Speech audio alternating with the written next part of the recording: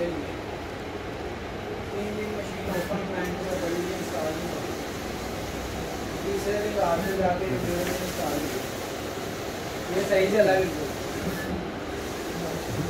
ये यहाँ पे आवाज़ भी नहीं आई और मार्जिन भी पूरा है, क्लीनिंग तो बहुत रहा आगे पूरा मार्जिन ठीक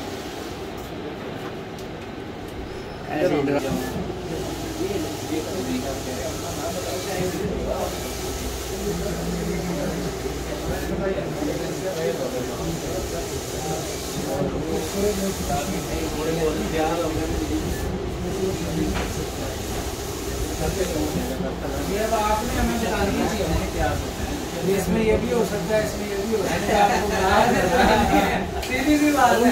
मैं तो आपको कह रहा था कि हो सकता है, मैं करके आया हूँ, सीधी बात है। हमने तो आपके सामने बोली है, जो हमें चैलेंजेस हैं हमको नोट कर रहे हैं, इंशाल्लाह हम करेंगे। और इसके भी सॉफ्टवेयर अपग्रेड होगा ना, जो भी हमें मसाइल हैं इसमें वो हमने अपग्रेड में ख़त्म करवा देंगे।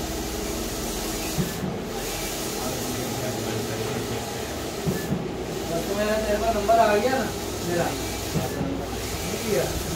बस क्लिनिक करवाना।